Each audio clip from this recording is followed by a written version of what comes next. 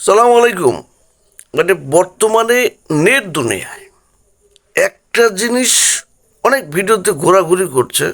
আমরা কিছু একটা হুজুর টাইপের একটা লোক, সম্ভবত উনি বলছেন যে তারেক জিয়াকে আরও নিরাপত্তায় থাকতে হবে, তারেক জিয়ার আরও নিরাপত্তা বাড়াতে হবে। বুঝতে পারছেন? আমরা দেখলাম যে ভারতীয় যে গোয়েন্দা সংস্থা এবং আপনার ইসরায়েলের যে গোয়েন্দা সংস্থা মোসাদ, তাকে উদ্ধৃতি করে কিন্তু আমরা একটা ভিডিও দেখেছি। তো উনি বলছেন যে আসলে যেহেতু ভারতকে যে কথা বলে তিনি শাসন ব্যবস্থা এসেছেন বা বিএনপি ক্ষমতা এসেছেন বা মানে এই যে রাষ্ট্র চালাচ্ছেন নিরাপদে, যে কথাগুলো বা যে প্রতিশ্রুতিগুলো ভারতকে দিয়েছেন তিনি সম্মত করছেন না। তার কথাবার্তা ওটা ভাষা সব কিছু মানে সেরকম না। হয়তো সেই ব্যক্তি বুঝতে পেরেছেন যে হয়তো তাকে সরিয়ে দেবে। আমরা আরেকটা বিষয় হচ্ছে যে আমরা এই যে মানে জিয়াউর রহমানের সাথে উঠা বসা করেছেন কর্নেল অলি সাহেব, তো উনিও কিন্তু ইদানিং একটা ফেসবুকে সম্মত ভিডিও ছেড়েছেন যে উনি বলেছেন যে মানে তারেক জিয়াকে মানে ঢাকার বাইরে রাত্রি যাপন করাটা ঠিক হবে না, সতর্ক করেছেন। আরও অনেক মানুষ, প্রবাসী থেকে শুরু করে অনেক মানুষ কিন্তু আসলে বর্তমানে তারেক জিয়ার আপাতত প্রশংসা করছেন। এখন তারেক জিয়ার লোকজন দেশে কি করছে সেটা আমরা দেখতে যাব না, কিন্তু তারেক জিয়ার কথাবার্তা, দৃষ্টিভঙ্গি সমস্ত কিছুই এদেশের মানুষ কিন্তু পর্যবেক্ষণ করে এখনও তারেক জিয়ার বিপক্ষে তেমন কিন্তু কথা বলে তার প্রশংসা ভেসে হচ্ছে, এবং তিনি যে কাজকর্মগুলো হচ্ছে এদেশের মানুষ কিন্তু রিসিভ করছে। তো তার জন্য আসলে অনেকেই দেশপ্রেমিক মানুষ, অনেকেই তার ভক্ত মানুষ কিন্তু আমরা দেখেছি যে নেট দুনিয়ায় তার নিরাপত্তার কথা বলছেন। বুঝতে পারছেন? তো যেটা আমার দৃষ্টিকোণ থেকে মনে হয়, আমরা আসলে কোনো পক্ষ নিয়ে কথা বলবো না। আমার মনে হয় তারেক জিয়ার যে কাজ, মানে যে ক্রিয়াকলাপগুলো বর্তমানে সে করছে, এটা যদি অব্যাহত থাকে আমার মনে হয় বাংলাদেশ, মানে আমরা কিছুদিন আগেও কিন্তু চায়নাকে দেখেছি, দরিদ্র চায়না হুট করে এই মানে এই যে জিনপিং তো সম্ভবত এই তৃতীয় মেয়াদে ক্ষমতা রয়েছে, অর্থাৎ এখনো 15 বছর হয়নি। তো এরই মধ্যে কিন্তু চীন বিশ্বে একটা মাথা উঁচু করে দাঁড়িয়েছে।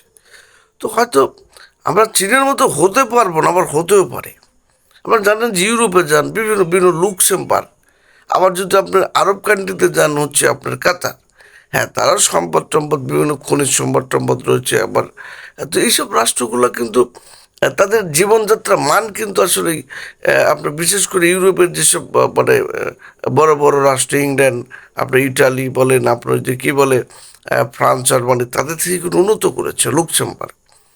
এরপরে আপনার কি বলে এই কাতারে, তারা কিন্তু ছোট্ট রাষ্ট্র হলেও তারা কিন্তু আসলে এই যে মানে গ্যাস বিক্রি করেই কিন্তু আসলে দুর্নীতি না করে বিভিন্ন ইনভেস্ট করে তারাও কিন্তু এগিয়ে গিয়েছে, সবার জীবনযাত্রার মান কিন্তু অনেক উন্নত হয়েছে। সুতরাং চীন একটি বৃহৎ রাষ্ট্র বলেই আমরা যে তাদেরকে বা তাদের থেকে আমাদের জীবনযাপন উন্নত করতে পারবো না এই চীনের যে সময়, তো এটাও কিন্তু একটা ভুল ধারণা। তো আসলেই তারেক রহমান যেভাবে এগুচ্ছে, তা আমরা চাই না যে তারেক রহমানের সাথে ভারতের একটা বিরোধ তৈরি হোক, আবার পাকিস্তানের সাথে শত্রুতা তৈরি হোক। পাকিস্তান ভারত উভয়ের সাথেই উইন টু উইন টু সম্পর্ক, অর্থাৎ ভালো সম্পর্ক তৈরি হোক, এটা আমরা চাই। প্রতিবেশী রাষ্ট্র পাকিস্তান, তাদের সাথে ভালো, সবার সাথে একটা বিশ্বশান্তির জন্য এগিয়ে যেতে হবে। কোনো সমস্যা হলে বাংলাদেশ মধ্যস্থতাকারী হিসেবে ভূমিকা পালন করবে, কোনো পক্ষপাতিত্ব যেটা ন্যায্য সেটাই করবে, এটাই আমাদের বার্তা থাকবে। তারেক রহমানের নিরাপত্তা আসলেই অবিলম্বে অত্যন্ত জোরদার করা দরকার। আমরা মনে করি তারেক রহমান তার যে কার্যাবলী আমরা যদি বিশ্লেষণ করি, তো আসলে এটা যদি অব্যাহত থাকে, চলতে থাকে, আমরা মনে করি বাংলাদেশ হয়তো তিনি যদি 10টা বছর সময় পান অনেক চেঞ্জ আসবে বলে আমরা মনে করতে পারি। কিন্তু সম্প্রতি আমরা দেখছি বিভিন্ন জায়গায় এই ছিনতাই, অপ্রীতিকর ঘটনাগুলো ঘটছে। তো আসলে এগুলো কারা ঘটাচ্ছে, কিসের জন্য ঘটাচ্ছে, কী জন্য ঘটাচ্ছে, খুব দ্রুত আমরা তারেক রহমানের কাছে আহ্বান জানাবো। বাংলাদেশের গোয়েন্দা সংস্থা, পুলিশ প্রধান, র্যাব, যারা সশস্ত্র অস্ত্রযুক্ত, যারা এদেশের মানুষ তাদের নিরাপত্তার জন্য অস্ত্র দিয়েছে আপনাদের কাছে, অস্ত্র দিয়েছে মানুষ, মানুষ তার নিরাপত্তার জন্য আপনাদের কাছে অস্ত্র দিয়েছে। সেই অস্ত্রের এবং সেই পোশাকের এবং আপনারা ট্যাক্স দিয়ে যারা কষ্ট করে আপনাদের এই যে বসে বসে আপনাদের খাচ্ছেন বা ডিউটি করছেন, অস্ত্র চালাচ্ছেন, বিভিন্ন খোরাখুরি করছেন, এইসব টাকা পয়সা তো জনগণের টাকা, তাদের সিকিউরিটির জন্য দিয়েছে। আজকে বিভিন্ন মানুষ অস্ত্র শস্ত্র নিয়ে এই সাধারণ মানুষের উপর ঝাঁপিয়ে পড়বে, ছিনতাই করবে, জুলুম করবে, অপ্রীতিকর ঘটনা করবে, এ দায়ভার তো কারা নেবে? জনগণ যাদেরকে ট্যাক্স দিচ্ছে, যাদেরকে অস্ত্র হাতে তুলে দিয়েছে, বিভিন্ন সংগঠন করে দিয়েছে, বিভিন্ন ব্যয়ভার বহন করছে, তাদের উপর দিয়ে মানে দায়ভারটা যায়।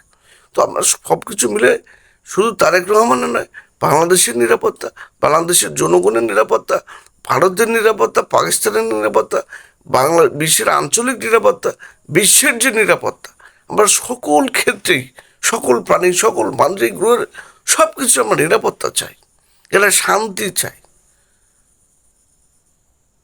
সব ভালো থাকবেন। আল্লাহ হাফিজ।